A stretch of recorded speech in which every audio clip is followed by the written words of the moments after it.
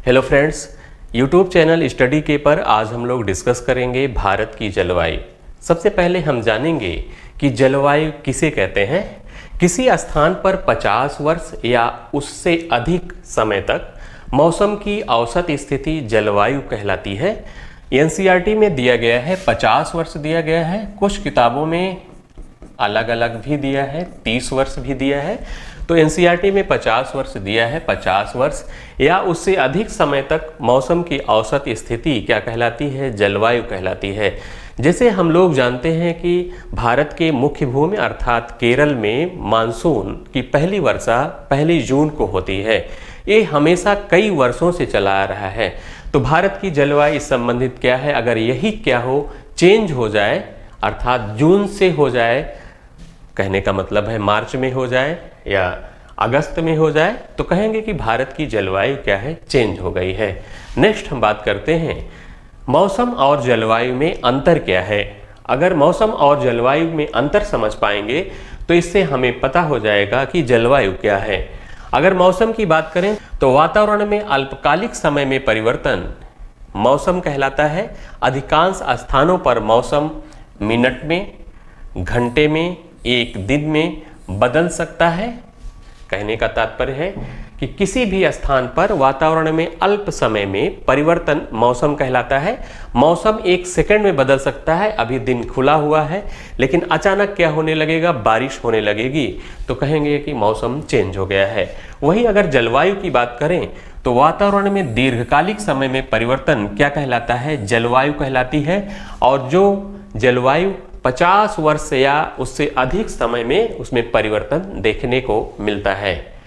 अगर हम लोग मानसून की बात करें, विश्व स्तर पर इसकी पहली व्याख्या, विश्व स्तर पर इसकी व्याख्या एक अरबी यात्री थे, अरबी यात्री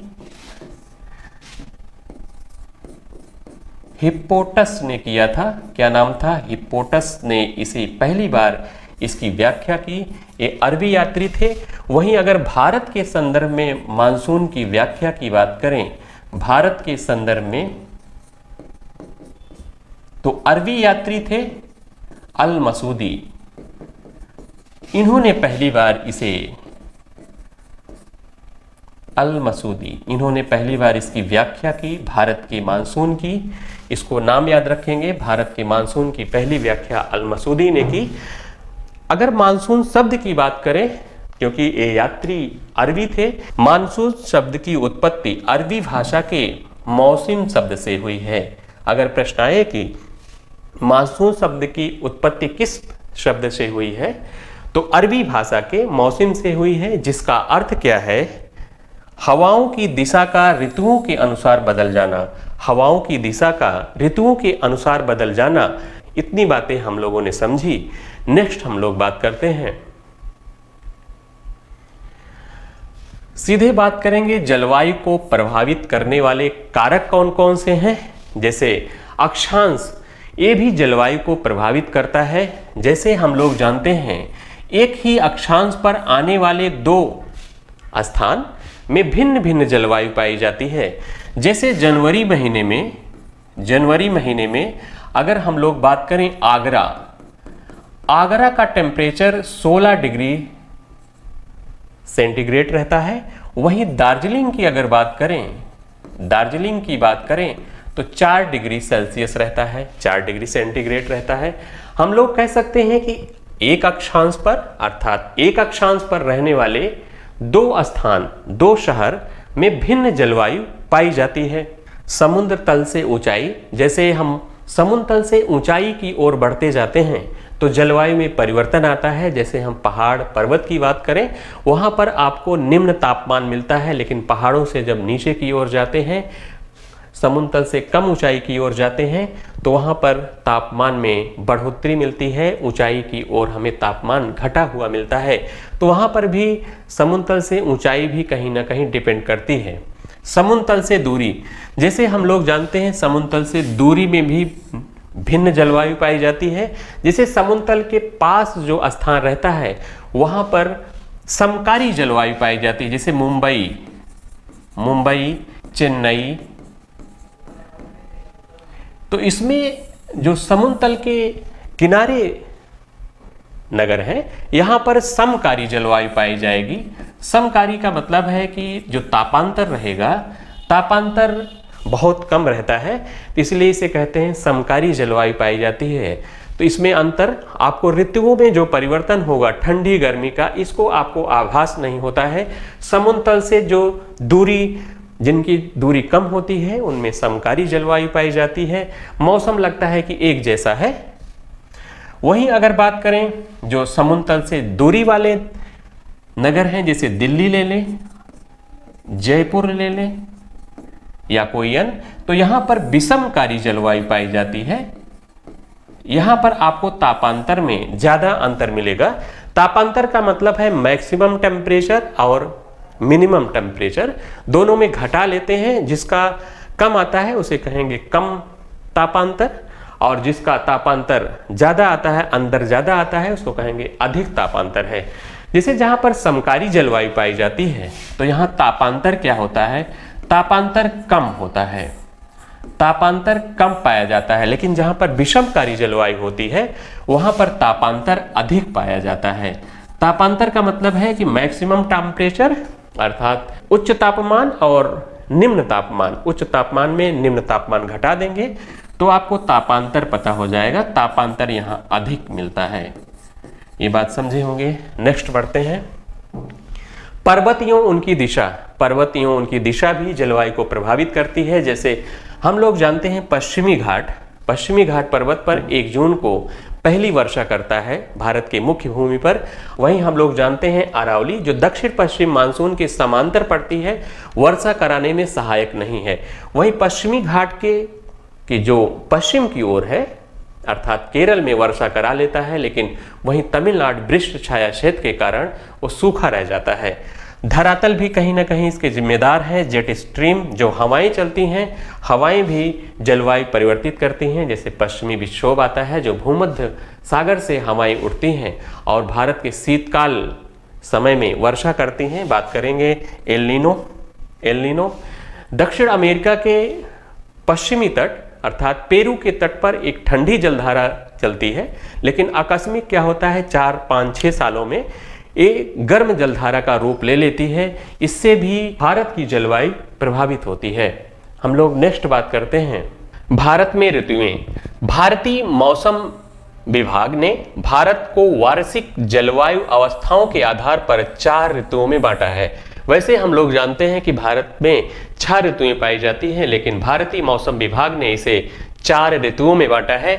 पहला शीत ऋतु जो 15 दिसंबर से 15 मार्च तक, ग्रीष्म ऋतु जो 15 मार्च से 15 जून तक, वर्षा ऋतु जो 15 जून से 15 सितंबर और शरद ऋतु जो 15 सितंबर से 15 दिसंबर तक चलती है। इनको भी हम लोग ध्यान रखेंगे, इसकी हमें जरूरत पड़ेगी। नेक्स्ट हम लोग देख रहे हैं चित्र के माध्यम से इसको समझते हैं। जैसे ये स्थिति देख रहे हैं, सूर्य कर्क रेखा पर लंबवत चमक रहा है, तो भारत में अत्यधिक गर्मी, जून में अत्यधिक गर्मी पड़ती है, सूर्य इधर चमक रहा है और थार के मरुस्थल बहुत ज्यादा गर्म हो जाता है, जिसके कारण हम लोग जानते हैं ये क्षेत्र काफी भारत गर्म हो जाता है। जैसे हम लोग एक बात जानते हैं, हवाएं हाई प्रेशर से लो प्रेशर की ओर बहती हैं, अर्थात उच्च वायुदाब से निम्न वायुदाब की ओर बहती हैं। जैसे भारत के ऊपर अर्थात कर्क रेखा के पास, क्योंकि कर्क रेखा भारत के बीचों बीच से होकर जाती है, तो ये क्षेत्र बहुत गर्म हो जाता है, जिसे हम उच्च तापमान, यहाँ पर उच्च तापमान पैदा हो जाता है। और उच्च तापमान जहां पर होता है वहां निम्न वायुदाब पाया जाता है। कैसा दाब? निम्न वायुदाब पाया जाता है। और दक्षिणी गोलार्ध में तापमान कम हो जाता है और यहां पर निम्न तापमान पाया जाएगा और यहां पर उच्च वायुदाब हाई प्रेशर पाया जाएगा। हम लोग जाने कि हवाएं हाई प्रेशर से लो प्रेशर की ओर बहती हैं, तो हवाएं क्या होंगी, अब जल से स्थल की ओर बहने लगती हैं, अर्थात समुद्र से भारत की ओर बहने लगती हैं और वर्षा करती हैं। वह हवाएं जो समुद्र से होकर अर्थात जल से होकर आती हैं, वो अपने साथ जलवाष्प लेकर आती हैं, वो वर्षा करती हैं। और वह हवाएं जो स्थल से जल की ओर आती हैं वो वर्षा नहीं कर पाती हैं, इसलिए दक्षिण पश्चिम मानसून से भारत में ज्यादा वर्षा प्राप्त करता है। इसमें आप लोग देख रहे हैं एक फेरल का नियम है कि हवाएं जब दक्षिणी गोलार्ध में चलती हैं तो अपने बाएं मुड़ जाती हैं। कैसे? अपने बाएं मुड़ जाती हैं, देख लीजिए अपने बाएं मुड़ गई हैं। और उत्तरी गोलार्ध में जब जाती हैं तो हवाएं दाहिने मुड़ जाती हैं जब भूमध्य रेखा को पार करती हैं। तो जैसे हवाएं मान लेते हैं दक्षिणी गोलार्ध से गई, जैसे ही भूमध्य रेखा को क्रॉस करेंगी अपने कहां मुड़ जाएंगी? दाहिने मुड़ जाती हैं, दक्षिणी गोलार्ध में अपने बाएं मुड़ जाती हैं। इतना हम लोगों ने जाना। अब अगली कंडीशन देखते हैं। जैसे जब सूर्य मकर रेखा पर चमकता है तो यहां पर उच्च तापमान होता है। उच्च तापमान जब पाया जाएगा तो यहां निम्न वायुदाब बनता है। और भारत में जैसे ठंडी का सीजन जो होता है दिसंबर वगैरह का, तो इसमें निम्न तापमान होता है, तापमान कम होता है तो उच्च वायुदाब बन जाता है। तो हवाएं स्थल से जल की ओर चलने लगती हैं। तो फेरल का नियम है कि हवाएं अपने उत्तरी गोलार्ध में अपने दाहिने मुड़ती हैं, तो अपने दाहिने मुड़ गई हैं, इनकी दिशा इधर है। और जब दक्षिणी गोलार्ध में भूमध्य रेखा को पार करती हैं तो अपने बाएं मुड़ जाती हैं। फेरल के नियम के अनुसार उत्तरी गोलार्ध में हवाएं अपने दाहिने मुड़ती हैं और दक्षिणी गोलार्ध में अपने बाएं मुड़ती हैं। पहली बात हम लोगों ने जाना कि जहां उच्च तापमान रहेगा वहां निम्न वायुदाब पाया जाएगा, जहां पर निम्न तापमान रहेगा वहां पर उच्च वायुदाब पाया जाएगा। हवाएं हमेशा उच्च वायुदाब से निम्न वायुदाब की ओर चलती हैं। अगर वो हवाएं जल से होकर जा रही हैं तो वर्षा कराएंगी, अगर स्थल से जल की ओर आ रही तो वर्षा नहीं करा पाती हैं। वही हवाएं जो अपने साथ जलवाष्प को लेकर आती हैं वही हवाएं वर्षा कराने में सक्षम होती हैं। हम लोगों ने इसके बारे में समझा।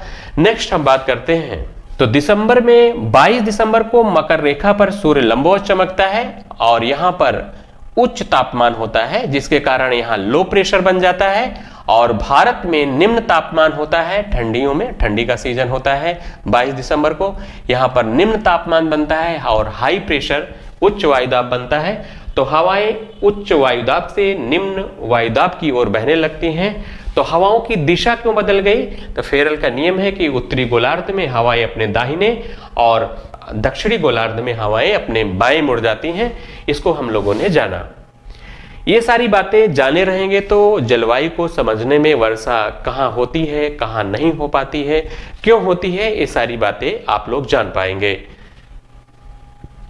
फेरल का क्या नियम है? इस नियम के अनुसार धरातल पर मुख्य रूप से चलने वाली सभी हवाएं पृथ्वी की गति के कारण उत्तरी गोलार्ध में अपने दाहिने तथा दक्षिणी गोलार्ध में अपने बाईं ओर मुड़ जाती हैं। तो हवाओं को जो हम लोगों ने बताया क्यों मुड़ जाती हैं, तो पृथ्वी की गतियों के कारण ये हवाएं अपने दाएं, उत्तरी गोलार्ध में अपने दाएं और दक्षिणी गोलार्ध में अपने बाएं, ये बातें हम लोगों ने जाना। नेक्स्ट बात करते हैं भारत की जलवायु। भारत की जलवायु प्रश्न पूछा जाता है कि भारत की जलवायु कैसी है, तो बताएंगे भारत की जलवायु उष्णकटिबंधीय मानसूनी जलवायु है। यह भी पूछ सकता है भारत की जलवायु कैसी है, तो मानसूनी जलवायु है या उष्णकटिबंधीय मानसूनी जलवायु है। इसको मानसूनी जलवायु क्यों कहा जा रहा है, जैसे थोड़ा सा हम लोग समझते हैं। जैसे आप लोग ये भारत का मैप देख रहे हैं, ITCZ क्या है, अंतः उष्ण अभिसरण क्षेत्र क्या है। जैसे हम लोग जानते हैं कि सूर्य भूमध्य रेखा पर 21 मार्च और 23 सितंबर को लंबवत होता है। 21 मार्च और 23 सितंबर को लंबवत होता है। हवाएं हम लोग जानते हैं उच्च दाब से निम्न दाब की ओर बहती हैं। तो भूमध्य रेखा से जब सूर्य इस जगह पर लंबवत चमक रहा है, भूमध्य रेखा पर चमक रहा है, तो उत्तरी गोलार्ध से हवाएं अपने दाहिने की ओर मुड़ती हुई भूमध्य रेखा पर आ रही हैं और दक्षिणी गोलार्ध से भूमध्य रेखा पर आ रही है। इसी को कहा जा रहा है क्या, ITCZ कहा जा रहा है, अंतः उष्ण अभिसरण क्षेत्र कहा जा रहा है। यहां पर कहने का मतलब है अंतः उष्ण अभिसरण क्षेत्र से मतलब है इस रेखा पर, इस अक्षांश पर ज्यादा गर्मी पड़ रही है। जैसे भारत के संदर्भ में बात करें, तो भारत के संदर्भ में बात करें, जैसे ये क्या है, भूमध्य रेखा है, ये भूमध्य रेखा है, भूमध्य रेखा।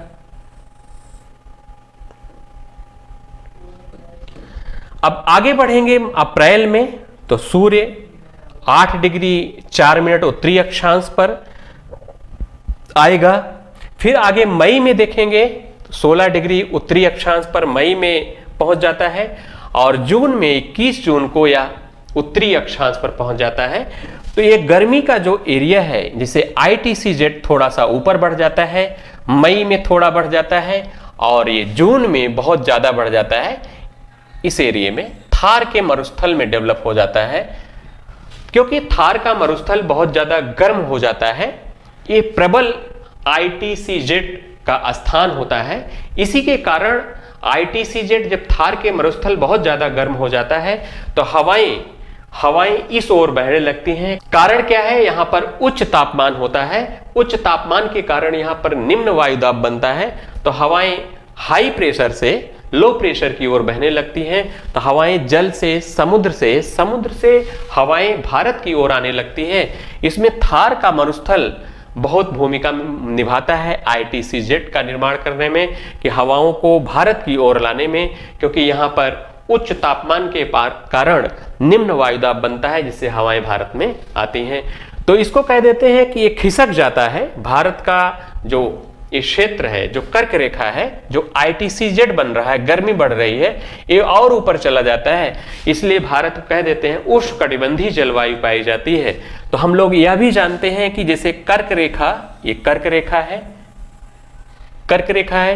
कर्क रेखा से जो नीचे का क्षेत्र है, साउथ का क्षेत्र है, उसे हम लोग उष्णकटिबंधीय क्षेत्र कहते हैं और ऊपर का भाग क्या कहलाता है, शीतोष्णकटिबंधीय। तो भारत शीतोष्णकटिबंध क्षेत्र में और उष्णकटिबंध दोनों क्षेत्र में आता है, लेकिन यह ITCZ बनने के कारण यह उष्णकटिबंधीय क्षेत्र मान लेते हैं, क्योंकि ज्यादा गर्मी के कारण, और इसलिए भारत की जलवायु को उष्णकटिबंधीय मानसूनी जलवायु कहा जाता है।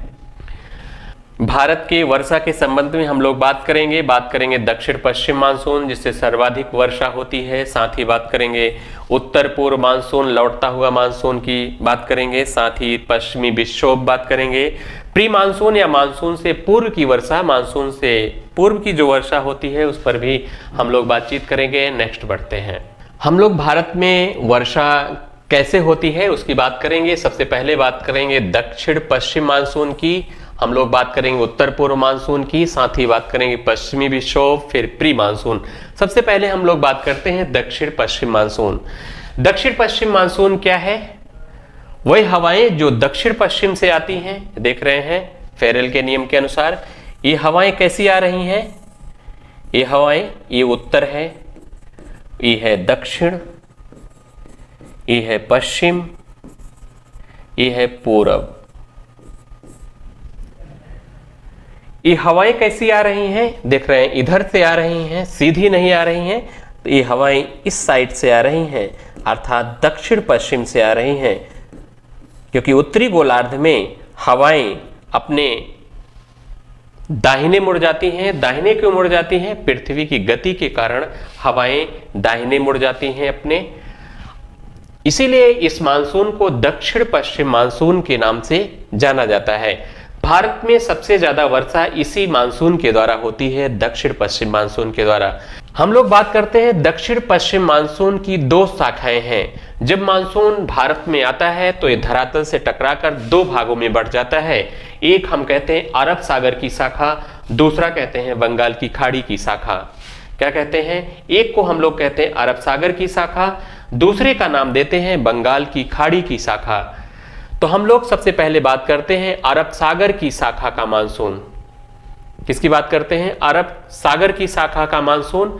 अरब सागर की शाखा का मानसून सबसे पहले अगर बात करें भारत में कहां सबसे पहले वर्षा होती है, तो 25 मई से 25 मई के बीच सबसे पहले वर्षा अंडमान निकोबार द्वीप समूह में होती है।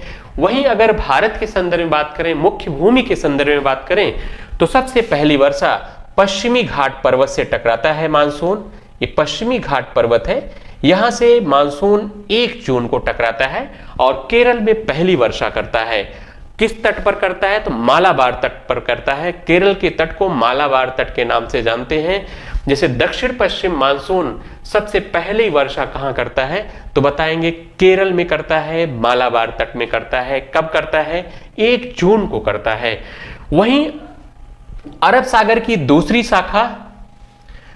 शाखा मुंबई से प्रवेश करती है।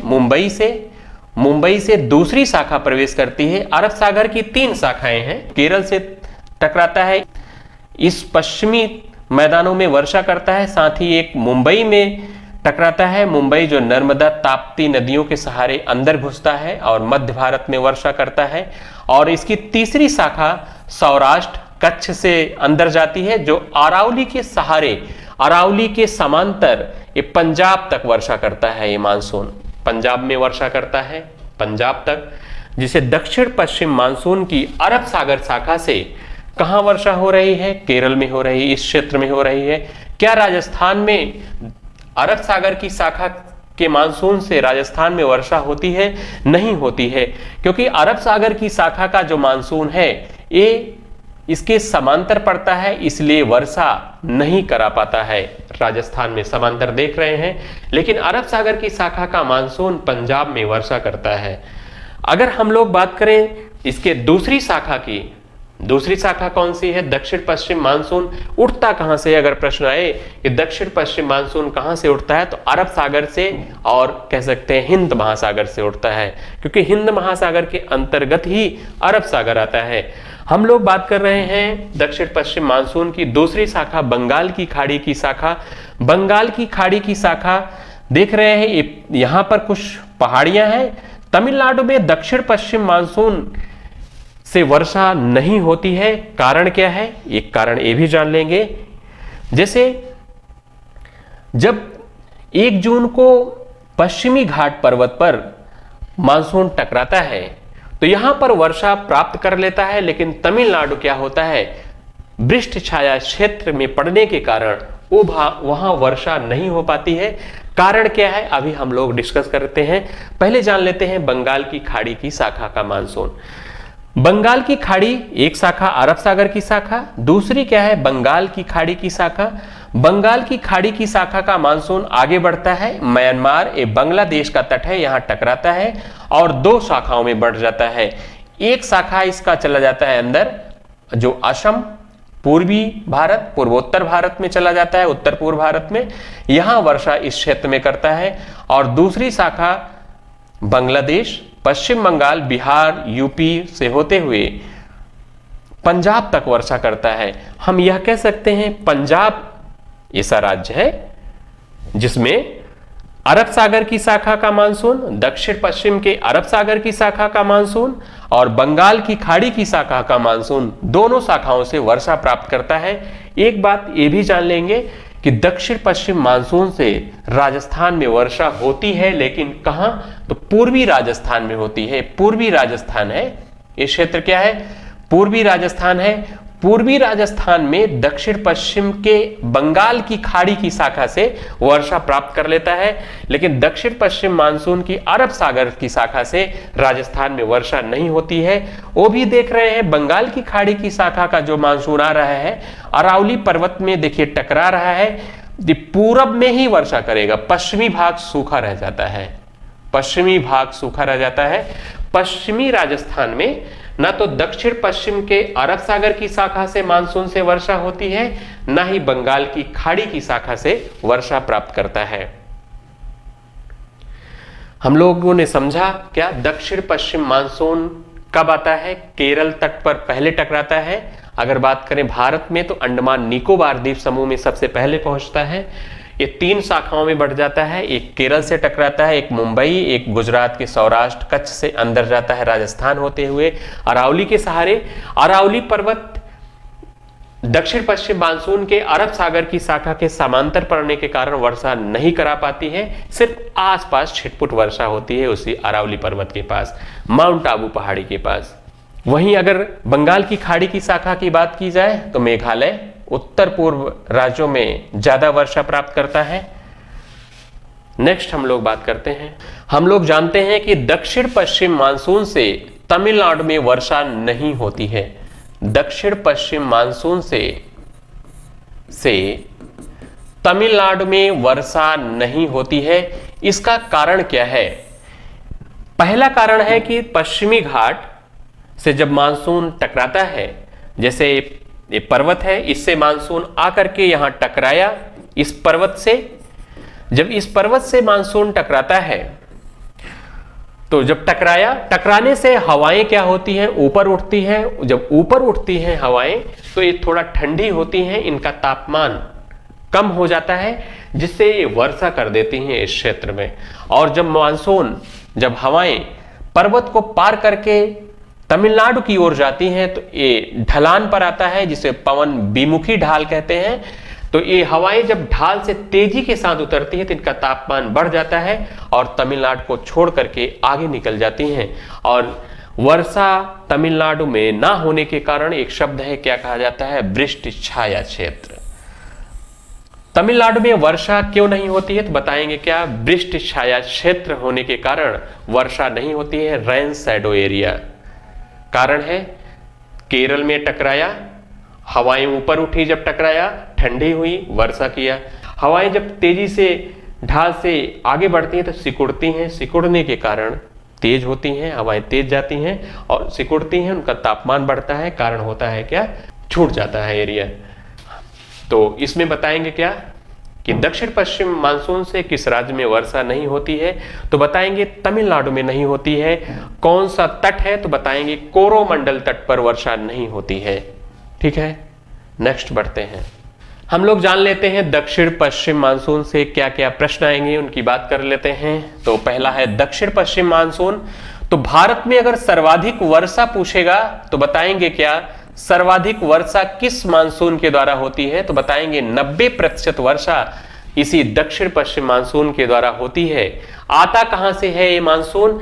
तो यह मानसून अरब सागर से आता है या हिंद महासागर के अंतर्गत ही है। तो ये मानसून उठता कहां से है? तो बताएंगे क्या? हिंद महासागर, अरब सागर से उठता है। इसमें हवाएं कैसी चलती हैं? ये भी प्रश्न आता है कि हवाएं कैसी चलती हैं? जल से स्थल की ओर हवाएं चलती हैं। ये हवाएं समुद्र से आती हैं, इसीलिए अपने साथ जलवाष्प लेकर आती हैं और वर्षा कराने में सक्षम होती हैं। दक्षिण पश्चिम मानसून भारत के स्थल पर पहुंच पर दो भागों में बढ़ जाता है। जब स्थल के पास पहुंचता है तो यह मानसून दो भागों में बढ़ जाता है। एक को कहते हैं अरब सागर की शाखा और दूसरे को कहते हैं बंगाल की खाड़ी की शाखा। दोनों उठते कहां से हैं? तो हम बताएंगे अरब सागर हिंद महासागर से। और ये आते कहां से हैं? समुद्र से आ रहे हैं। तो समुद्र से आ रहे हैं तो अपने साथ नमी आर्द्रता लेकर आते हैं, जलवाष्प लेकर आते हैं। इस कारण से वर्षा कराने में सक्षम है। अगर ये हवाएं स्थल से जल की ओर आए तो ये हवाएं अपने साथ आर्द्रता नहीं लाएंगी और वर्षा कराने में सक्षम नहीं होंगी। वही हवाएं वर्षा कराने में सक्षम होंगी जो जल से होकर जाती हैं। जल से होकर जाएंगी तो अपने साथ नमी, आर्द्रता, जलवाष्प लेकर आती हैं। नेक्स्ट स्लाइड पर बात करते हैं। हम लोग बात करते हैं अरब सागर की शाखा। सबसे पहले बात करते हैं अरब सागर की शाखा। अरब सागर हम लोगों ने जाना कि दक्षिण पश्चिम मानसून दो शाखाओं में बढ़ जाता है। यह समुद्र से आता है, अपने साथ नमी लेकर आता है, दो शाखाओं में बढ़ जाता है। दक्षिण पश्चिम मानसून दो शाखाओं में बढ़ जाता है। एक कहते हैं अरब सागर की शाखा का मानसून, दूसरा कहते हैं बंगाल की खाड़ी की शाखा का मानसून। अरब सागर का दक्षिण पश्चिम मानसून जब भारत के स्थल के पास पहुंचता है तो तीन शाखाओं में बढ़ जाता है। हम बात कर रहे हैं अरब सागर की शाखा, दक्षिण पश्चिम मानसून के अरब सागर की शाखा। तो तीन शाखाओं में बढ़ गया। पहली शाखा केरल तट। अगर प्रश्न आएगा कि दक्षिण पश्चिम की मानसून की अरब सागर की शाखा का मानसून किस तट पर सबसे पहले टकराता है, तो बताएंगे केरल तट या मालाबार तट। केरल के तट को मालाबार तट के नाम से जानते हैं। यह भी प्रश्न हो सकता है कब वर्षा करता है, तो 1 जून या जून का पहला सप्ताह या 1 जून को पहुंचता है और मानसूनी पवनें पश्चिमी घाट पर्वत से टकराकर वर्षा करती हैं, जिसे मानसून का प्रस्फोट या मानसून का फटना कहते हैं। मानसून का फटना, जैसे मानसून जब अचानक आएगा, केरल में 1 जून को आता है, पहली वर्षा करता है भारत के मुख्य भूमि पर केरल में, अर्थात मालाबार तट पर, तो उसे कहते क्या है? मानसून का प्रस्फोट या मानसून का फटना कहते हैं। नेक्स्ट नोट देख लेंगे, पश्चिमी घाट की पूर्वी ढलान पर अपेक्षाकृत कम वर्षा होती है। ये पूर्वी ढलान है, देख पा रहे हैं पूर्वी ढलान है जहां तमिलनाडु है, इधर क्या है केरल है, इधर केरल के, इधर क्या है तमिलनाडु। पूर्वी ढलान पर हमें अपेक्षाकृत कम वर्षा देखने को मिलती है क्योंकि तमिलनाडु अरब सागर के दक्षिण पश्चिम मानसून के वृष्टि छाया क्षेत्र में पड़ता है। पीछे हम लोगों ने समझा वृष्टि छाया क्षेत्र रेन शैडो एरिया में स्थित है, इसलिए यहां पर इस मानसून का प्रभाव नहीं देखने को मिलता है। प्रश्न आएगा कि दक्षिण पश्चिम मानसून से किस राज्य में वर्षा नहीं होती है, तो बताएंगे क्या तमिलनाडु, कोरोमंडल तट, जो भी पूछे वो बताएंगे। नेक्स्ट बात करते हैं, दूसरी शाखा 5 से 10 जून के आसपास मुंबई तट से टकराकर भारत में प्रवेश करती है और मध्य भारत में अच्छी वर्षा करती है।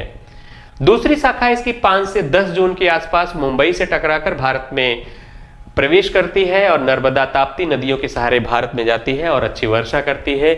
इसकी तीसरी शाखा गुजरात के सौराष्ट्र से प्रवेश करती है और अरावली पर्वत के सहारे राजस्थान में कुछ वर्षा कर पंजाब तक पहुंचती है। अरब सागर की दक्षिण पश्चिम के मानसून की अरब सागर की शाखा पंजाब तक वर्षा करती है, राजस्थान से अरावली के सहारे होकर, लेकिन राजस्थान में दक्षिण पश्चिम के अरब सागर की शाखा से वर्षा नहीं होती है। लेकिन दक्षिण पश्चिम मानसून से वर्षा होती है, वो होती है कैसे है, बंगाल की खाड़ी की शाखा। दक्षिण पश्चिम मानसून की 2 शाखाएं हैं, एक अरब सागर की शाखा, एक बंगाल की खाड़ी की शाखा। बंगाल की खाड़ी की शाखा का जब मानसून राजस्थान में आता है तो अरावली से टकराता है और पूर्वी राजस्थान में वर्षा करता है। एक प्रश्न है यहां पर, तमिलनाडु वर्षा ऋतु में शुष्क रहता है, क्यों रहता है शुष्क? तमिलनाडु दक्षिण पश्चिम मानसून की अरब सागर के वृष्टि छाया क्षेत्र में ही स्थित है। तमिलनाडु में वर्षा क्यों नहीं होती है, इसका कारण क्या है कि तमिलनाडु दक्षिण पश्चिम मानसून की अरब सागर के वृष्टि छाया क्षेत्र रेन शैडो एरिया में आता है। और दूसरा कारण क्या है, तमिलनाडु तट, कोरोमंडल तट बंगाल की खाड़ी की मानसूनी हवाओं के समांतर स्थित है। जो ये पर्वत देख रहे हैं, ये जैसे आपका इधर तमिलनाडु है, ये भारत का मैप है, ये भारत है, ये भारत का मैप है, यहां पर ये पर्वत है और जो बंगाल की खाड़ी दक्षिण पश्चिम मानसून के बंगाल की खाड़ी की शाखा जा रही है, ये इसके समांतर पड़ती है। इसके 2 कारण है, इधर तो इधर जो गया अरब सागर की शाखा दक्षिण पश्चिम मानसून का, इससे टकराया, केरल में वर्षा किया, इधर किया, लेकिन ये छूट गया वृष्टि छाया क्षेत्र के कारण। और बंगाल की खाड़ी क्या है, इसके पर्वतों के समांतर पड़ने के कारण दूसरा कारण हो जाता है कि वर्षा नहीं होती है तमिलनाडु में। पहला वृष्टि छाया क्षेत्र, दूसरा समांतर पड़ना। नेक्स्ट बढ़ते हैं, दूसरी हम लोग बात करेंगे बंगाल की खाड़ी की शाखा, दक्षिण पश्चिम मानसून के बंगाल की खाड़ी की शाखा। ये पौने बंगाल की खाड़ी से आगे बढ़कर बांग्लादेश और म्यांमार के तटीय भागों से टकराती हैं। देख रहे हैं म्यांमार के तटीय भागों से हवाएं टकराती हैं और टकरा करके एक एरिया कहां चला जाता है, उत्तर पूर्व भारत में चला जाता है, असम की घाटी में वर्षा करती है। दूसरा का एरिया कहां चला आता है, दूसरा बिहार, पश्चिम बंगाल, बिहार, उत्तर प्रदेश, उत्तराखंड और राजस्थान, पंजाब तक वर्षा करता है। लेकिन पंजाब तक वर्षा करता है, लेकिन राजस्थान का पूर्वी राजस्थान यही वर्षा होती है। पूर्वी राजस्थान में दक्षिण पश्चिम मानसून से वर्षा होती है, लेकिन बंगाल की खाड़ी की शाखा से, क्योंकि बंगाल की खाड़ी की शाखा का जो मानसून आएगा और इससे टकराएगा, ये अरावली पर्वत है, इससे टकराएगा और वर्षा प्राप्त करेगा, लेकिन ये पश्चिमी राजस्थान सूखा रह जाता है। पश्चिमी राजस्थान सूखा रह जाता है, ध्यान दे रहे होंगे। अरब सागर की शाखा का मानसून जब जाता है सीधे निकल जाता है, इसके समांतर है, इस कारण से वर्षा नहीं हो पाती है। हम लोग जानेंगे कि पश्चिमी राजस्थान में वर्षा कैसे होती है, आगे नेक्स्ट स्लाइड में बात करेंगे। फिलहाल बात करते हैं यहाँ इसकी एक शाखा, बंगाल की खाड़ी की 2 शाखाएं हैं। एक शाखा जो बांग्लादेश, पश्चिम बंगाल, बिहार उत्तर प्रदेश से होते हुए पंजाब तक, गंगा के तटीय मैदानों से होते हुए पंजाब तक वर्षा करती हैं। दूसरी है जो ब्रह्मपुत्र नदी की घाटी, असम की घाटी में वर्षा करती है, अर्थात उत्तर पूर्व भारत में वर्षा करती हैं, जो बंगाल की खाड़ी की मानसून से वर्षा होती है। ये भी दक्षिण पश्चिम मानसून है। ये दो शाखाओं में, अरब सागर की शाखा, दूसरा बंगाल की खाड़ी की शाखा। एक शाखा पश्चिम बंगाल और बांग्लादेश के दक्षिण पूर्व से प्रवेश करती है, जो पंजाब तक वर्षा करती है। हम लोगों ने जाना कि पंजाब में दो प्रकार से वर्षा हो रही है। एक तो हो रही है क्या बंगाल की खाड़ी की शाखा से वर्षा, दूसरा अरब सागर से वर्षा। दोनों जगह से वर्षा प्राप्त कर रहा है पंजाब। दक्षिण पश्चिम मानसून की दो शाखाएं, एक अरब सागर से भी वर्षा प्राप्त कर रहा है हिमालय पर्वत से टकराकर, दूसरा बंगाल की खाड़ी से भी वर्षा प्राप्त कर रहा है। अगर प्रश्न आए कि वह कौन सा राज्य है जो दक्षिण पश्चिम मानसून के अरब सागर से भी वर्षा प्राप्त करता है और दक्षिण पश्चिम मानसून के बंगाल की खाड़ी की शाखा से भी वर्षा प्राप्त करता है, तो वो राज्य है पंजाब। नेक्स्ट स्लाइड पर हम लोग बात करते हैं। हम लोगों ने जाना कि बंगाल की खाड़ी की दो शाखाएं हैं। एक शाखा की हम लोगों ने बात की, दूसरी शाखा है उत्तर पूर्व में ब्रह्मपुत्र घाटी में जाकर वर्षा करती हैं और मेघालय के मासिन राम में अधिक वर्षा प्राप्त करती हैं। हम कह सकते हैं भारत के उत्तर पूर्व राज्य तक ये वर्षा करती हैं। और अगर विश्व की बात करें तो विश्व में सर्वाधिक औसत वार्षिक वर्षा मासिन राम में होती है। किस शाखा के द्वारा होती है? तो बंगाल की खाड़ी की शाखा, दक्षिण पश्चिम मानसून के बंगाल की खाड़ी की शाखा के द्वारा वर्षा प्राप्त करता है। सर्वाधिक वर्षा प्राप्त करने का कारण क्या है? यहाँ पर्वतों की कीप आकृति के कारण करता है। किसके कारण? कीप आकृति के कारण। अगर प्रश्न करें कि विश्व में सर्वाधिक औसत वार्षिक वर्षा कहाँ होती है, तो बताएंगे क्या? मासिन राम में होती है। क्लियर है? कारण क्या है? तो कारण आप बताएंगे, इसका कारण है पर्वतों का कीप आकृति। नेक्स्ट स्लाइड पर हम लोग बात करते हैं। हम लोगों ने जाना दक्षिण पश्चिम मानसून के बारे में, कहाँ वर्षा होती है कहाँ नहीं, क्या प्रश्न बनेंगे उसकी हम लोग बात करेंगे। नेक्स्ट स्लाइड में हम लोग नेक्स्ट बात करते हैं उत्तर पूर्व मानसून की। दूसरे क्रम पर आते हैं। दक्षिण पश्चिम मानसून को खत्म करने के बाद उत्तर पूर्व मानसून की बात करते हैं। हम लोगों ने जाना था दक्षिण पश्चिम मानसून समुद्र से अर्थात जल से स्थल की ओर हवाएं चलती हैं। जब हवाएं जल से स्थल की ओर जाती हैं तो अपने साथ पर्याप्त मात्रा में नमी, आर्द्रता, जलवाष्प लेकर जाती हैं, जिसके कारण वो हवाएं वर्षा कराने में सक्षम होती हैं। लेकिन वह हवाएं जो स्थल से जल की ओर आती हैं वो वर्षा कराने में सक्षम नहीं है। क्यों नहीं है? क्योंकि वह हवाएं समुद्र से या जल से होकर नहीं आती हैं, वह हवाएं शुष्क होती हैं। जो उत्तर पूर्व मानसून है, उत्तर पूर्व दिशा देख ही रहे होंगे। जैसे हम लोग जानते हैं ऊपर की ओर क्या है? उत्तर है, नीचे की ओर क्या रहता है? दक्षिण रहता है, और बाईं तरफ क्या रहता है? पश्चिम रहता है, और इधर दाहिनी तरफ पूर्व रहता है।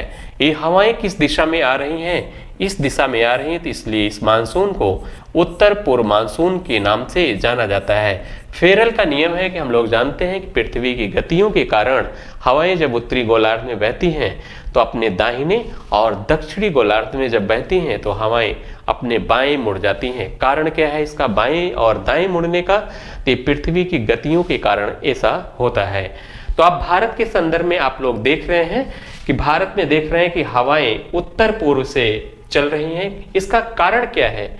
इस टाइम जैसे हम लोग जान पाए थोड़ा सा, जैसे पृथ्वी है ये भूमध्य रेखा है, ये मकर रेखा है,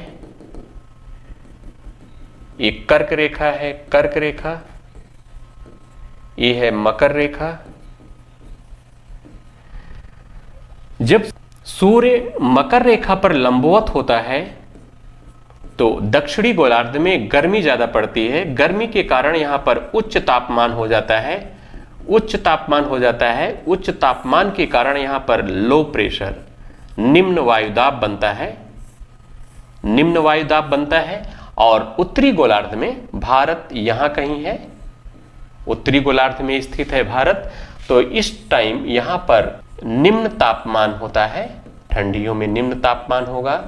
जब निम्न तापमान होता है तो वायुदाब हाई हो जाता है, उच्च वायुदाब पाया जाता है। हम लोग जानते हैं कि हवाएं हमेशा उच्च दाब से निम्न दाब की ओर बहती हैं, हाई प्रेशर से लो प्रेशर की ओर बहती हैं। तो हवाएं इस तरफ बहने लगती हैं, स्थल से जल की ओर बहने लगती हैं। यही कंडीशन उत्तर पूर्व मानसून में बन रही है।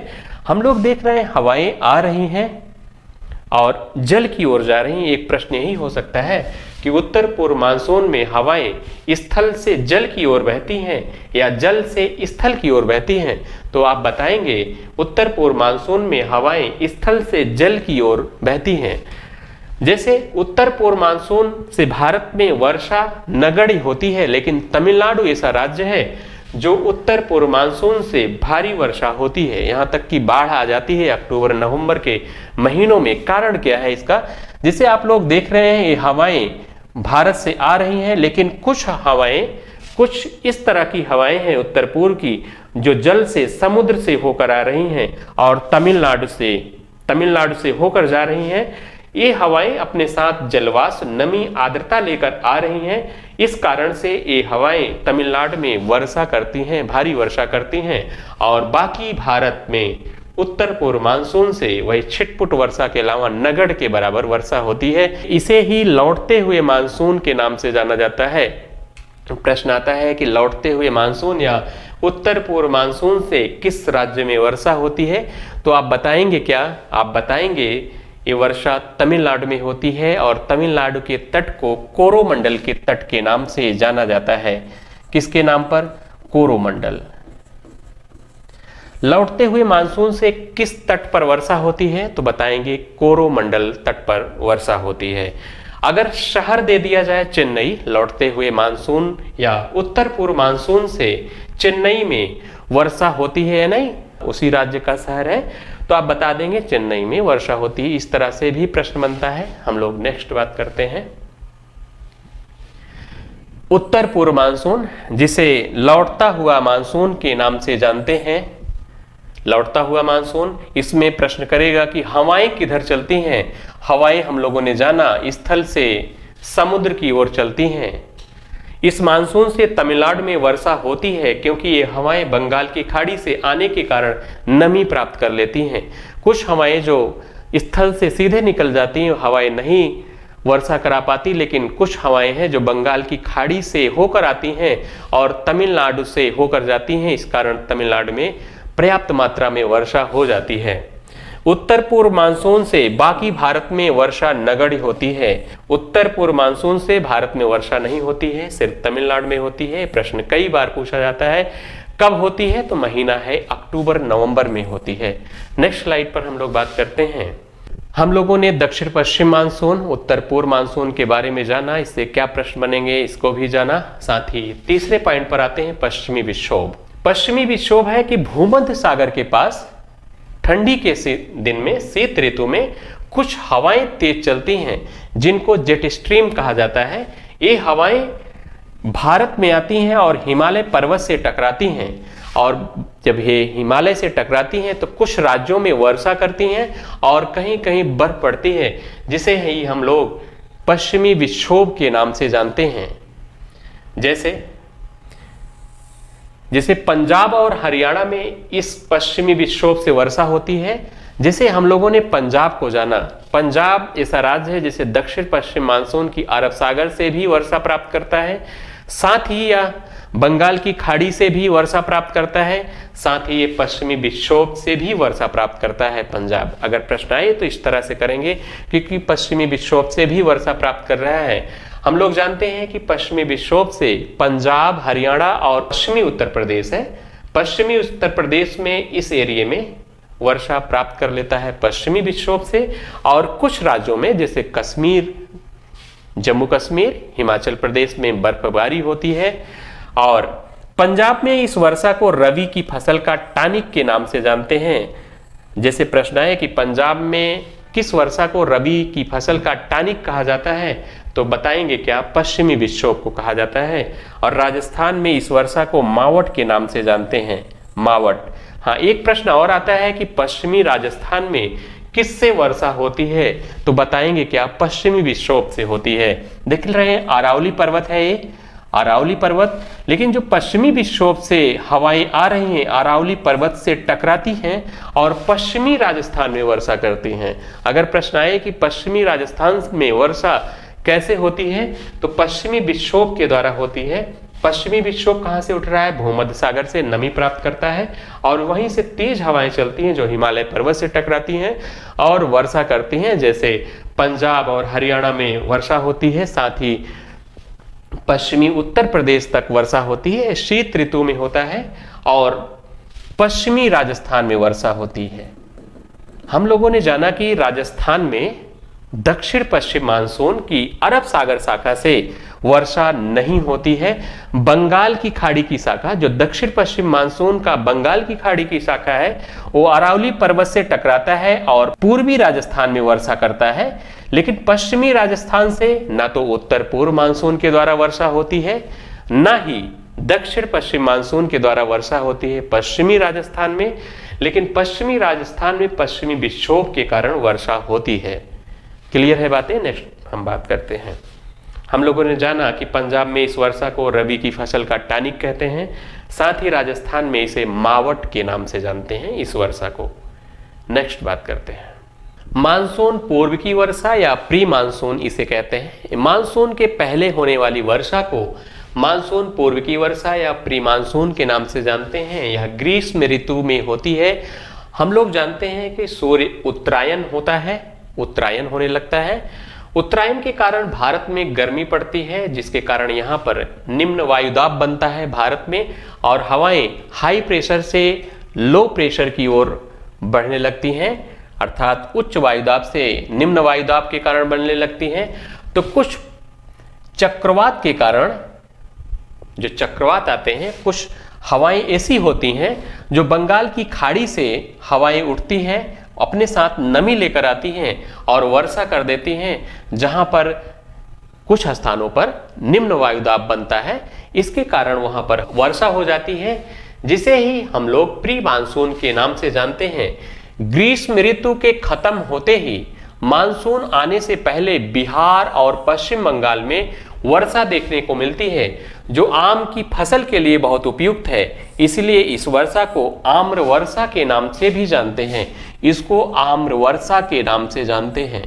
आम्र वर्षा, मानसून से पहले होने वाली वर्षा को आम्र वर्षा के नाम से भी जानते हैं, क्योंकि आम की फसल के लिए ये बहुत लाभदायक होती है। जैसे यह वर्षा पश्चिम बंगाल और बिहार में आम की फसल के लिए बहुत फेमस है, इसलिए इसे आम्र वर्षा के नाम से जानते हैं। आम की फसल के लिए लाभदायक है।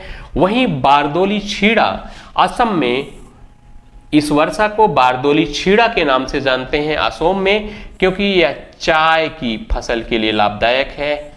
चाय की फसल के लिए लाभदायक है। और काल वैसाखी वर्षा, इसे पश्चिम बंगाल में ही काल वैसाखी बोला जाता है। पश्चिम बंगाल में इसे काल वैसाखी के नाम से जाना जाता है। पश्चिम बंगाल में यह बसंत ऋतु में चावल की खेती के लिए फेमस है। वहीं दक्षिण भारत में केरल में इसे फूलों वाली वर्षा के नाम से जानते हैं। नेक्स्ट हम लोग बात करते हैं, भारत में वर्षा के आंकड़े क्या हैं।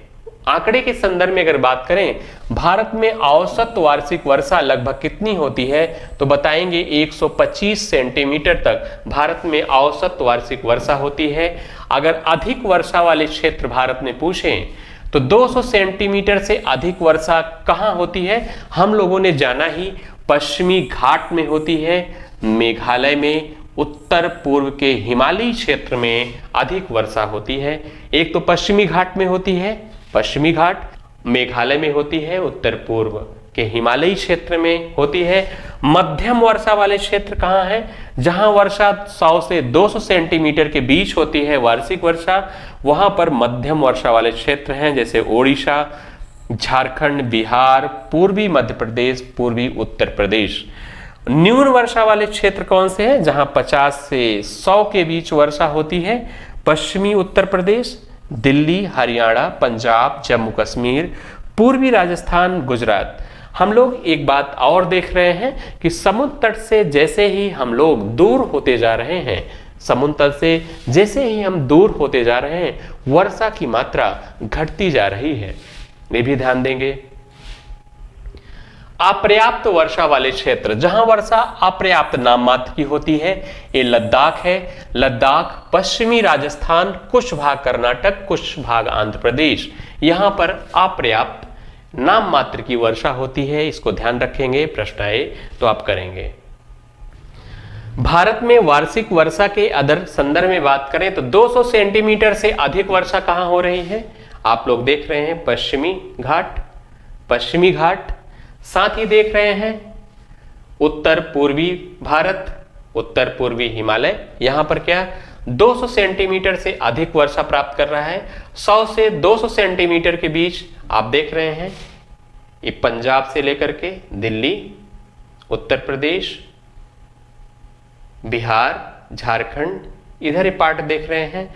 ये कैसे हैं? 100 से 200 सेंटीमीटर के बीच वर्षा, 50 से 100 सेंटीमीटर के बीच वर्षा। ये गुजरात का एरिया देख रहे हैं, राजस्थान का एरिया देख रहे हैं, साथ ही देख रहे हैं कर्नाटक, तमिलनाडु का देख रहे हैं।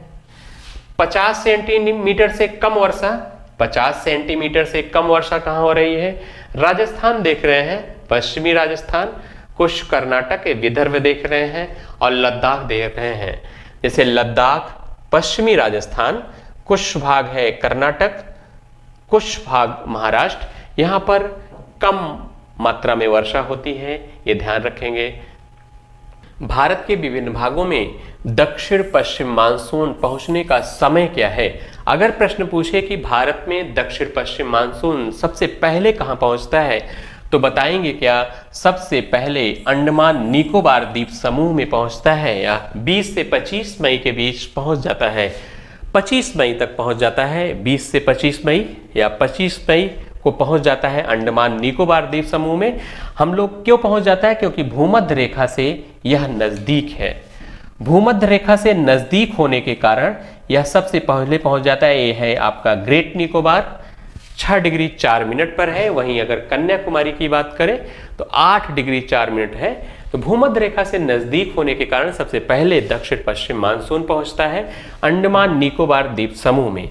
अगर बात करें केरल की, केरल में 1 जून को पहुंच जाता है, वहीं कर्नाटक में 5 जून को। साथ ही इधर देख रहे हैं मानसून को देख रहे हैं पूरब से पश्चिम की ओर बढ़ रहा है। अगर वर्षा की बात करें, जो एरिया समुद्र से लगा होगा वहां ज्यादा वर्षा होती है, और जो क्षेत्र समुद्र से दूर होता जाता है वहां वर्षा की मात्रा कम होती जाती है। नमी कम होने के कारण वह क्षेत्र वर्षा कम प्राप्त करता है।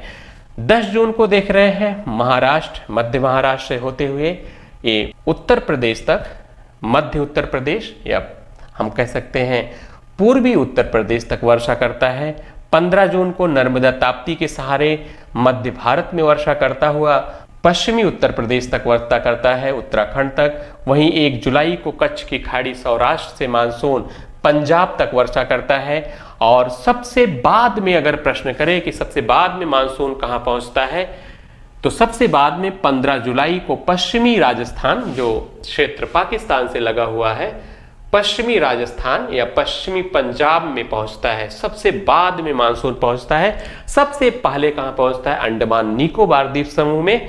अगर बात करें मुख्य भूमि की तो सबसे पहले 1 जून को पहुंचता है। सबसे बाद में कहां पहुंचता है? सबसे बाद में बताएंगे राजस्थान में। वैसे राजस्थान में 1 जुलाई को मानसून पहुंच जाता है, 1 जुलाई को, और पूर्वी पंजाब में भी 1 जुलाई को, लेकिन पश्चिमी राजस्थान और पश्चिमी पंजाब में 15 जुलाई को मानसून पहुंचता है। अगर प्रश्न आए कि सबसे बाद में मानसून कहां पहुंचता है, तो सबसे बाद में बताएंगे राजस्थान। सबसे बाद में मानसून कहां पहुंचता है? राजस्थान। सबसे पहले कहां बताएंगे? अंडमान निकोबार द्वीप समूह। अगर ये ऑप्शन में न रहे तो क्या बताएंगे? केरल, क्योंकि 1 जून को केरल में पहुंचता है। इतनी बातें हमारे समझे। यहां से जो प्रश्न आएंगे आप कर लेंगे। नेक्स्ट स्लाइड पर बात करते हैं। भारत के विभिन्न भागों से मानसून के प्रत्यावर्तन का समय। प्रत्यावर्तन का मतलब है लौटने का समय। क्या है? लौटने का समय। अगर प्रश्न करें कि सबसे पहले लौटता कहां है, सबसे बाद में राजस्थान में पहुंचा और सबसे पहले लौटता भी है। सबसे पहले लौटना, अगर सबसे पहले किस राज्य से मानसून लौटता है तो सबसे पहले राजस्थान से लौटता है। राजस्थान याद रखेंगे, सबसे पहले लौटना। तो उत्तर क्या बताएंगे, राजस्थान, पश्चिमी राजस्थान से 1 सितंबर को मानसून लौट जाता है, साथ ही पंजाब से भी, और 15 सितंबर को पूर्वी राजस्थान, पूर्वी पंजाब से मानसून लौट जाता है। वहीं मध्य भारत में 1 अक्टूबर को मानसून वापस चला जाता है। नेक्स्ट हम बात करेंगे 15 नवंबर को यह केरल से वापस चला जाता है और 15 दिसंबर को तमिलनाडु से वापस चला जाता है मानसून। अगर बात करें तो भारत में सबसे बाद में मानसून कहां से लौटता है, तो बात करेंगे 15 दिसंबर को मानसून भारत से पूरी तरह समाप्त हो जाता है, 15 दिसंबर। और सबसे पहले कहां से, राजस्थान से। सबसे बाद में जैसे तमिलनाडु देख सकते हैं, सबसे जैसे यहां पर आप बात करें पश्चिमी राजस्थान में तो 1.5 से 2 महीने तक मात्र मानसून रहता है। वहीं केरल में 6.5 महीने वर्षा होती है, ध्यान रखेंगे। नेक्स्ट हम बात करते हैं भारत के उत्तर पश्चिम भाग में मानसून सबसे बाद में पहुंचता है, उत्तर पश्चिम भाग, तथा वहां से सबसे पहले वापस आता है। जैसे हम लोगों ने बात किया उत्तर पश्चिम भाग क्या है, राजस्थान। राजस्थान में मानसून सबसे बाद में पहुंचता है और सबसे पहले वापस आता है। बाद और वापस याद रखेंगे, सबसे बाद में पहुंचेगा और सबसे पहले वापस आता है। पश्चिमी राजस्थान में मानसून 15 जुलाई को पहुंचता है और 1 सितंबर को वहां से लौट जाता है। लगभग 1 माह 15 दिन ही रहता है। सबसे कम समय तक मानसून किस राज्य में रहता है, तो बताएंगे राजस्थान में रहता है। पंजाब में मानसून 1 जुलाई को पहुंचता है और 15 सितंबर को वहां से लौट जाता है। वहां मानसून वर्ष में केवल 2.5 माह ही रहता है, 2 माह 15 दिन ही मानसून पंजाब में रहता है। सबसे ज्यादा समय तक मानसून किस राज्य में रहता है, तो केरल में रहता है। केरल कोरोमंडल तट पर मानसून 1 जून को पहुंच जाता है और 15 दिसंबर को लौटता है। वहां मानसून वर्ष में लगभग 6.5 माह सक्रिय रहता है। 6.5 माह सक्रिय रहता है, कहां, केरल में सक्रिय रहता है, ये ध्यान देंगे।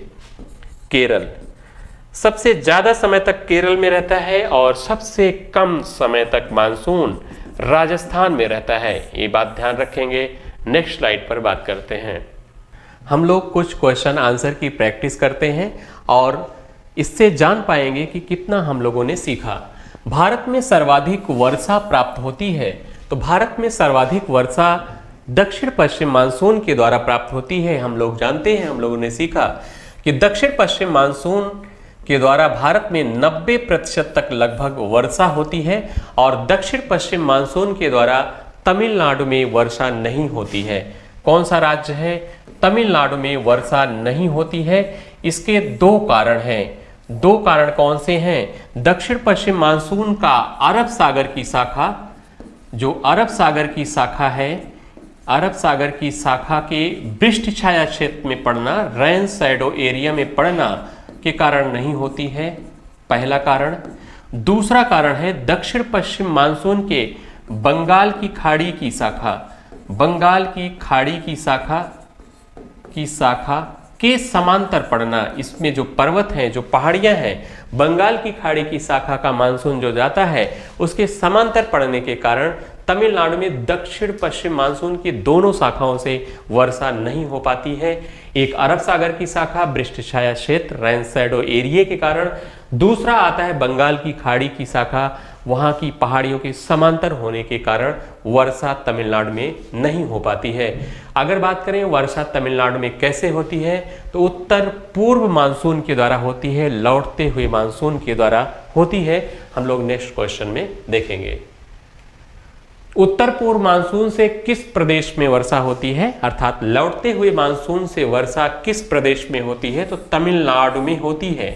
कारण क्या है, क्योंकि जो लौटता हुआ मानसून उत्तर पूर्व मानसून आता है वो बंगाल की खाड़ी से होकर आता है और तमिलनाडु से होकर जाता है। इसके कारण वह हवाएं समुद्र से आती हैं, अपने साथ पर्याप्त मात्रा में जलवाष्प नमी से लेकर आती हैं। कारण नमी क्यों लेकर आती हैं? क्योंकि बंगाल की खाड़ी से आती हैं। इस कारण बंगाल की खाड़ी से आने के कारण तमिलनाडु में पर्याप्त मात्रा में उत्तर पूर्व मानसून से वर्षा हो जाती है, जिसे आप लोग देख रहे हैं। जो बंगाल की खाड़ी से हवाएं आती हैं,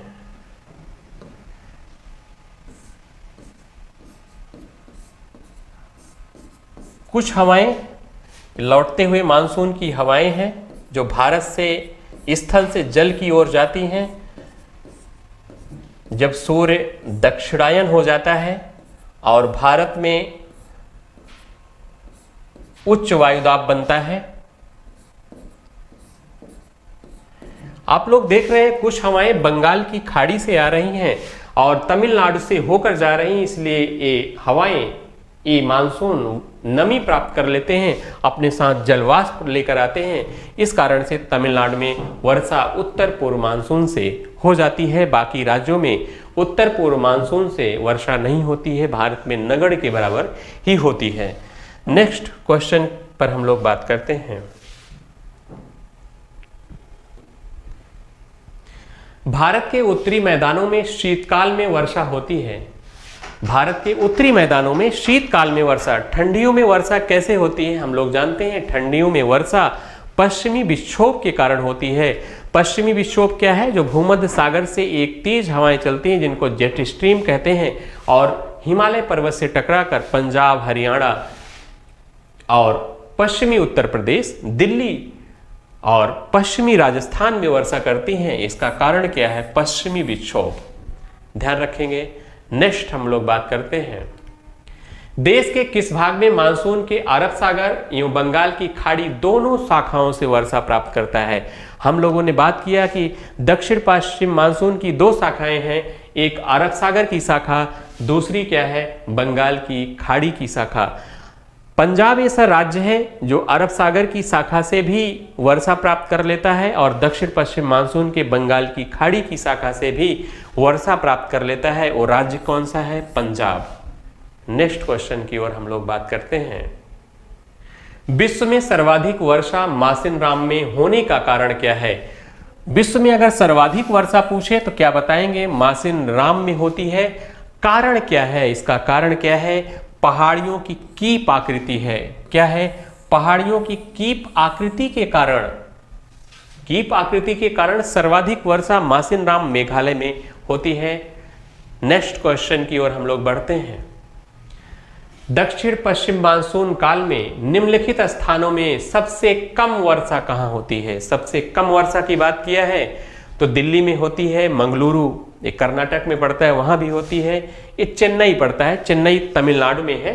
पूछ रहा है दक्षिण पश्चिम मानसून काल में, तो हम लोग जानते हैं कि दक्षिण पश्चिम मानसून से तमिलनाडु में वर्षा नहीं होती है। तो चेन्नई कहां पड़ता है? तमिलनाडु में ही पड़ता है। तो उत्तर कौन सा होगा? चेन्नई। नेक्स्ट बात करते हैं, इनमें से किस राज्य में पश्चिमी विक्षोभ के कारण वर्षा होती है? किस राज्य में पश्चिमी विक्षोभ? पश्चिमी विक्षोभ क्या है? जो भूमध्य सागर से एक तेज हवा चलती है ठंडी के महीनों में, उसे ही पश्चिमी विक्षोभ के नाम से जाना जाता है और कई राज्यों में यह वर्षा करती है हिमालय पर्वत से टकराकर। तो पूछ रहा है इनमें से किस राज्य में पश्चिमी विक्षोभ के कारण वर्षा होती है? महाराष्ट्र, गुजरात, पंजाब, पश्चिम बंगाल। तो उत्तर क्या होगा? पंजाब। पंजाब में वर्षा होती है, हरियाणा में वर्षा होती है, पश्चिमी उत्तर प्रदेश, दिल्ली में वर्षा होती है, साथ ही पश्चिमी राजस्थान में भी वर्षा हो जाती है, क्योंकि अरावली पर्वत से ये क्या है? मानसून पश्चिमी विक्षोभ का आकर टकराता है, इस कारण वर्षा प्राप्त कर लेता है। नेक्स्ट बात करते हैं, शिलांग, तिरुवनंतपुरम, दिल्ली और जोधपुर में से सबसे कम वार्षिक तापांतर कहाँ का होगा? सबसे कम वार्षिक तापांतर कहाँ होगा? जहां पर समकारी जलवायु पाई जाएगी वहां पर वार्षिक तापांतर सबसे कम पाया जाएगा। समकारी जलवायु कहां पाई जाती है? ऐसा स्थान, ऐसा क्षेत्र जो समुद्र तट से लगा होता है, समुद्र से नज़दीक होता है वहाँ पर जलवायु में बहुत ज़्यादा भिन्नता, ठंडी गर्म भिन्नता नहीं पाई जाती है। क्या रहता है, तापमान एक समान लगभग रहता है, समकारी जलवायु पाई जाती है। तो ऐसा कौन सा राज्य है, कौन सा स्थान है जो समुद्र के किनारे है? शिलांग नहीं है, तिरुवनंतपुरम है, केरल में पड़ता है। तो उत्तर क्या हो जाएगा, तिरुवनंतपुरम, क्योंकि यहाँ पर समकारी जलवायु पाई जाएगी। समुद्र के किनारे वाले में समकारी जलवायु, समकारी जलवायु अर्थात समकारी जलवायु। जैसे दक्षिण भारत के लोग हैं जो समुद्र के किनारे हैं, ठंडियों में भी हल्का फुल्का ऐसे ही पहने रहते हैं, बहुत ज्यादा अंतर नहीं रहता है। निम्न में किस राज्य में दक्षिण पश्चिम मानसून के द्वारा वर्षा नहीं होती है? किस राज्य में दक्षिण पश्चिम मानसून के द्वारा वर्षा नहीं होती है? राजस्थान, तमिलनाडु। उत्तर क्या है इसका, तमिलनाडु। किस राज्य में दक्षिण पश्चिम मानसून के द्वारा वर्षा नहीं होती? तमिलनाडु है। कारण है, जान ही रहे हैं, एक है वृष्टि छाया क्षेत्र, दूसरा है समांतर पड़ना। नेक्स्ट बात करते हैं, भारत के कोरोमंडल तट पर सर्वाधिक वर्षा होती है। कोरोमंडल तट कौन सा है? यही तमिलनाडु के तट को कोरोमंडल तट के नाम से जाना जाता है। तमिलनाडु के तट के, जो तमिलनाडु राज्य का तट है, इसे ही कोरोमंडल तट के नाम से जानते हैं। सर्वाधिक वर्षा होती है, कब होती है? जनवरी फरवरी में, जून सितंबर में नहीं, मार्च मई में नहीं, ये होती है अक्टूबर नवंबर में वर्षा होती है। नेक्स्ट बात करते हैं, नेक्स्ट क्वेश्चन की। गंगा मैदान में पूर्व से पश्चिम वर्षा की वार्षिक मात्रा घटती है, क्योंकि इसका कारण क्या है? हम लोग जानते हैं समुद्र तट से जो स्थान ज्यादा नजदीक रहता है वो ज्यादा वर्षा प्राप्त करता है उसकी अपेक्षा जो दूर स्थित है। तो हम यह कह सकते हैं कि नमी घटती जाती है। उच्चावच में समान वृद्धि गलत है। वायु में नमी की मात्रा क्रमशः घटती जाती है। वायु में जो नमी की मात्रा है वो क्या है, घटती जाती है। इसलिए भारत के पूर्वी भागों में ज्यादा वर्षा होती है, इस कारण चावल की खेती ज्यादा होती है। जैसे हम उत्तर पश्चिम की ओर जाते हैं तो वहां वर्षा की मात्रा घटती जाती है। नेक्स्ट बात करते हैं, नेक्स्ट क्वेश्चन की। निम्न में से किसके सहारे पर्वतीय वर्षा नहीं होती है? किसके सहारे पर्वतीय वर्षा नहीं होती है? कौन सा पर्वत है जो वर्षा कराने में सक्षम नहीं है? तो अरावली। उत्तर क्या होगा, अरावली। पश्चिमी घाट भी कराता है गारो खासी जयंतियां के कारण, तो भारी वर्षा की प्रकृति बनती है। शिवालिक भी कराता है, हिमालय का पार्ट है। अरावली नहीं करा पाता है। अरावली से सिर्फ पश्चिमी विक्षोभ, थोड़ा सा पश्चिमी विक्षोभ, जैसे ये राजस्थान है आपका, देख रहे हैं राजस्थान है, यहां पर अरावली पर्वत श्रेणी है, अरावली। और जो पश्चिमी विक्षोभ आता है भूमध्य सागर से और ये अरावली पर्वत से जब टकराता है तो सिर्फ यहीं पर ये पश्चिमी राजस्थान से वर्षा होती है। और जो दक्षिण पश्चिम मानसून है वो दक्षिण पश्चिम मानसून इसके समांतर पड़ता है। इस कारण से दक्षिण पश्चिम मानसून की अरब सागर शाखा से वर्षा नहीं होती है। लेकिन जो बंगाल की खाड़ी की शाखा आती है दक्षिण पश्चिम मानसून की, ये पूर्वी राजस्थान में वर्षा करा पाता है।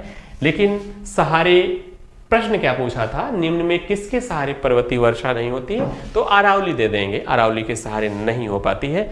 नेक्स्ट बात करते हैं, भारत में शीतकालीन पवनों की दिशा क्या है? शीतकालीन अर्थात ठंडियों में पवनों की दिशा क्या होती है? हम लोग जानते हैं कि भारत में शीतकाल में उच्च दाब बनता है, क्योंकि निम्न तापमान हो जाता है। तापमान क्या हो जाएगा, निम्न तापमान हो जाएगा। जहां पर निम्न तापमान होता है वहां पर हाई प्रेशर, उच्च वायु दाब बनता है। हम लोग ये भी जानते हैं कि हवाएं उच्च दाब से निम्न दाब की ओर बहती हैं।